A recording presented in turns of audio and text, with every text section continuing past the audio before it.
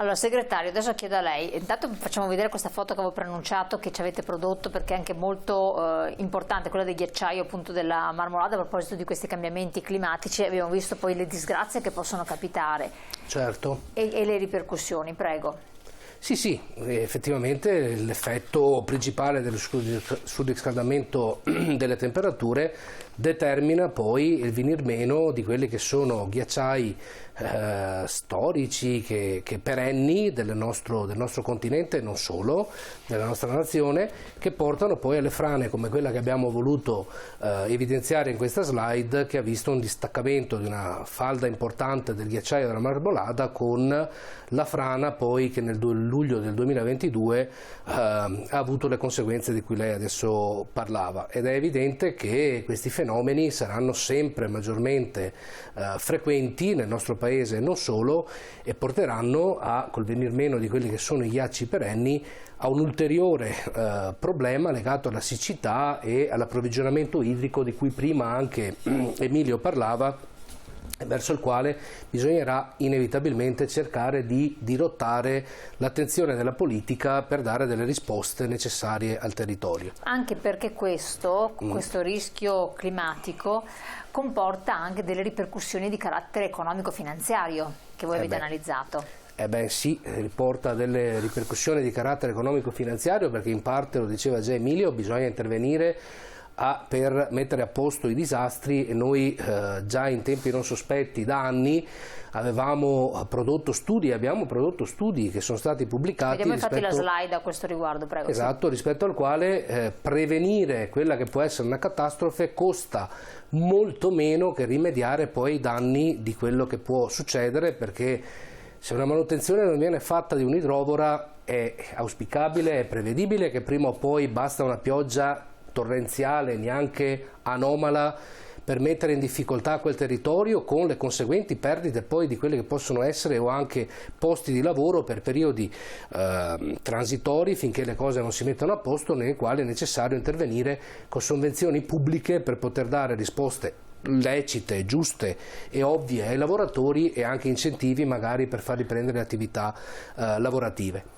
E di conseguenza tutto quello che di fatto viene lasciato in balia degli eventi, quando poi questi eventi si verificano, ha dei costi importanti sulla collettività, molto superiori, e soprattutto si porta dietro, lo so, è brutto da dire ma va detto, delle volte anche la perdita di alcune vite umane, perché quando non si fanno questi interventi e poi arrivano le catastrofi, oltre il danno superiore dal punto di vista economico, si ha anche la perdita di qualche vita, che è forse la cosa peggiore che possa capitare. E quindi dal punto di vista finanziario riuscire in qualche modo a prevenire e pianificare gli interventi, piuttosto che mettere a posto quello che poi si determina con le catastrofi che stiamo vedendo in questi giorni e che sono state frequenti e diventeranno sempre di più, è anticonveniente e antieconomico a livello proprio finanziario. Un attimo solo, leggo questo messaggio che è arrivato. Sì. Ci sono 21 miliardi da spendere per l'ambiente, ma la burocrazia rallenta ogni intervento. Sì. Per quanto riguarda il Veneto, sono state eseguite molte opere, a differenza dell'Emilia, dove sono decenni che si opera poco. Fare meno politica, per cortesia. Ma io vorrei rispondere, perché visto che forse interloquivo con il mio precedente intervento. Sì, potente. Ma il problema non è l'Emilia, il Veneto. Se andiamo a vedere nella classifica delle società a rischio, io invito, non so chi ha scritto, del tutto legittimamente, ad andare a vedere gli studi dell'Istituto Nazionale Idrogeologico, che mette il Veneto più a rischio dell'Emilia Romagna. Non lo diciamo, non lo dico io per chissà quali finalità, e sono anche dispiaciuto, perché un telespettatore attento come il signore, mi fa piacere tra l'altro che abbia interloquito, dovrebbe sapere per esempio che quando parliamo di cambiamenti climatici il problema non è solo come irriggimenti d'acqua. Allora, lei parlava, quali ripercussioni economiche? Bene, quanto costa mantenere una stagione sciistica senza neve? Che significa in termini di economia per quelle aree? Cosa significherà nel lungo periodo? E ancora di più, Noi sappiamo tutti quanti che soprattutto la delicatezza del grande patrimonio UNESCO delle Dolomiti è tenuta insieme anche dai ghiacci. È un problema che riguarda le Dolomiti e riguarda anche le Alpi, perché il terreno è tenuto insieme dai ghiacciai.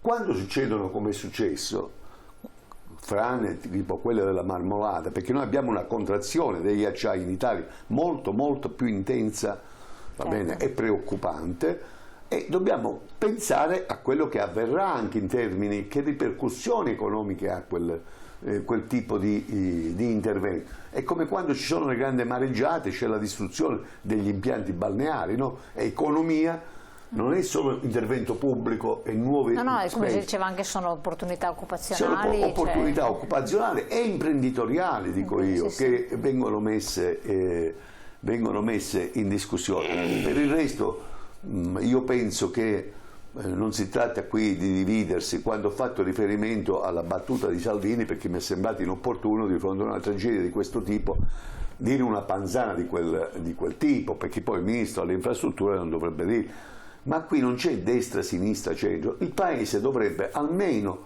su alcune grandi questioni, difesa del territorio, difesa e governo del cambiamento climatico. Noi sappiamo tra l'altro che siamo una terra molto esposta sui terremoti, dunque quale edilizia, quale qualità, le misure antisismiche dovrebbero trovare una convergenza. Un grande piano di risanamento territoriale dovrebbe vedere tutte quante le persone impegnate, perché altrimenti si fa...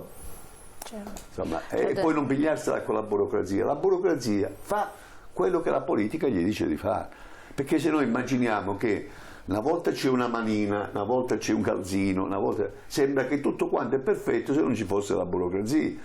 Cioè, mi pare una semplificazione un po' diciamo eccessiva, perché la burocrazia esiste in tutti i paesi, ma non è che nei paesi si va con la lentezza che si va in Italia.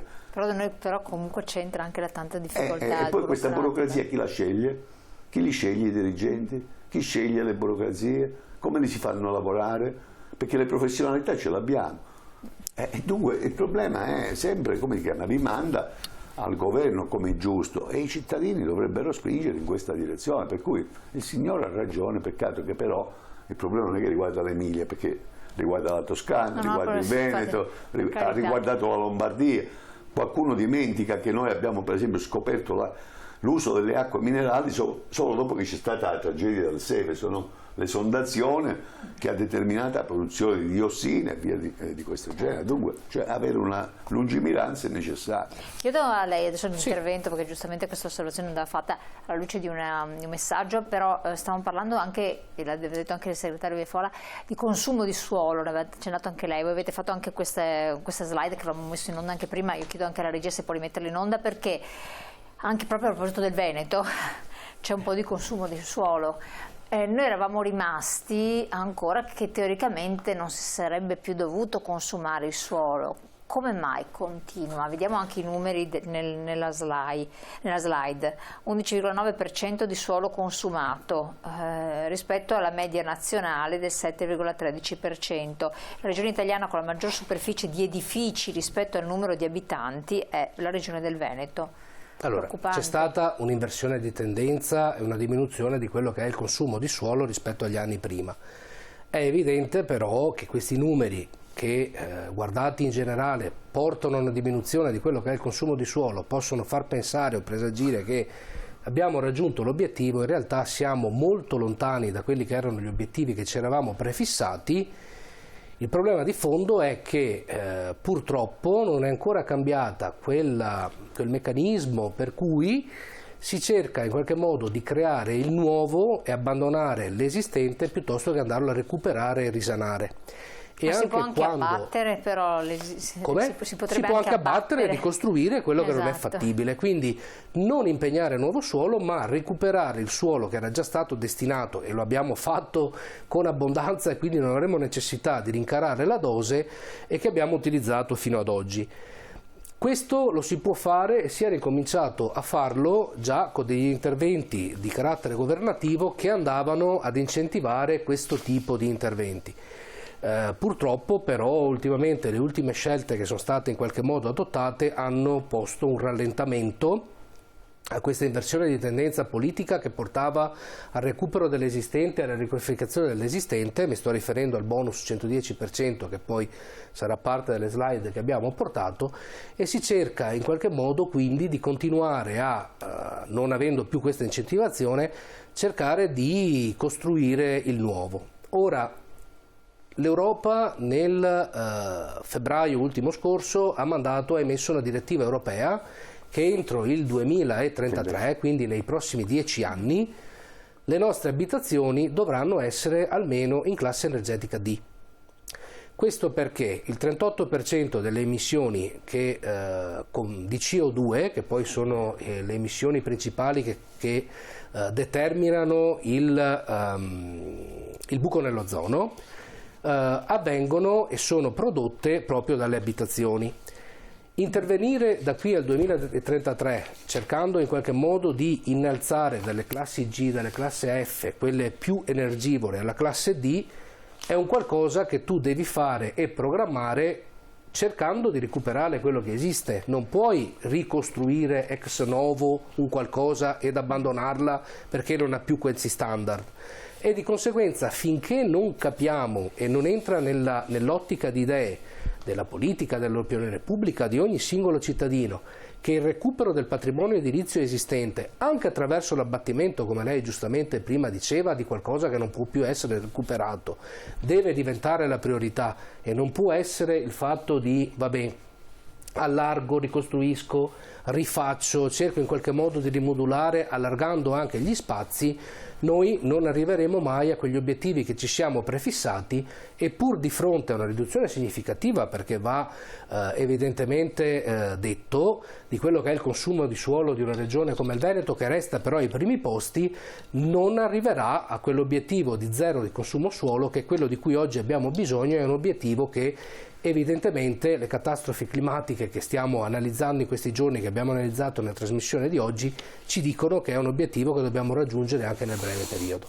Perfetto, consumo del suolo. Un'altra cosa importante, lo vedevamo appunto nelle slide, il recupero delle cave e poi la rete idrica. Per il recupero delle cave anche questo sarebbe importante? Sì, ci sono tra l'altro anche finanziamenti dedicati, e c'è uno studio per esempio dell'Associazione Nazionale delle Bonifiche, dei Consorzi di Bonifica Italiani, dall'AMBI, che ha la mappatura del Veneto di tutte quante le cave dismesse che potrebbero costituire una rete diffusa di bacini, va bene, di raccolta delle acque, per evitare appunto da una parte la siccità, va bene, e destinare, diciamo, l'acqua piovana a usi irrigui per l'agricoltura. Sarebbe un grande fattore, eviterebbe sia le catastrofi sia la siccità, perché distribuirebbe più acqua a minori costi.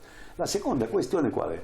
Che l'acqua diventa sempre di più un bene scarso, anche in ragione del fatto è anche più costoso per le famiglie, perché noi paghiamo le bollette dell'acqua, il consumo dell'acqua si paga, vabbè.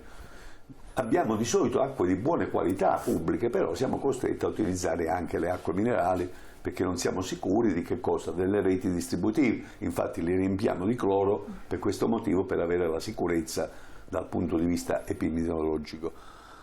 Perché è importante intervenire sulle reti distributive? Perché siamo tra le regioni, va bene, che hanno più dispersione di acqua buona, dell'acqua che viene dalle sorgenti, dunque a usi domestici, la disperdiamo nella rete. E non so che la percentuale è qualcosa come 10 punti in più della media nazionale, ma perché il Veneto, per fortuna, è stato sempre ricco d'acqua. Soprattutto nella parte montana, non avrebbe mai immaginato, però negli anni dunque gli interventi, ma il Veneto non fa eccezione rispetto alle altre regioni, perché la dispersione italiana è unica per quantità, perché quando la media nazionale è al 42% vuol dire che quasi la metà del patrimonio idrico che noi ricaviamo dalle sorgenti non arriva nelle abitazioni, ma viene disperso con grandi problemi, anche questi comunque di inquinamento del territorio e di, come si chiama, impoverimento del territorio. E naturalmente le amministrazioni sono costrette a far pagare tra l'altro il consumo dell'acqua, e l'acqua molto più Assolutamente, infatti. Più caro alle famiglie di quello che normalmente dovrebbe fare, perché insomma... Qui adesso andiamo in pubblicità, però voglio chiedere alla regia se può mettere in onda gli interventi relativamente alle perdite della rete idrica di cui stiamo parlando, la slide in onda, dove si vedono appunto che a seconda delle province, per assurdo proprio Belluno avrebbe il 70% nel 2022, 70, sì, una parte la gocciona sulla destra più grande è proprio quella di Belluno, per assurdo, e con altri numeri importanti comunque, per esempio anche Verona 34,7 e Vicenza invece il 24,7, comunque sempre numeri rilevanti e importanti, perché perdite di questo genere fanno una sommatoria per la regione del Veneto di perdita della rete idrica molto rilevante e via via crescente nel tempo, tra l'altro. E che non si modificano le reti, non vengono sostituite, siamo ancora diciamo, a quello che è stato fatto negli anni passati. E quindi torniamo su questi aspetti, perché poi bisognerebbe fare anche delle politiche di un certo tipo di lungo periodo, appunto non nell'immediato, per mettere la darebbe tanto lavoro agli operai edili che però già adesso non se ne trovano, e alle imprese, no, che se ne trovano, torniamo dopo la pubblicità, torniamo insieme tra poco.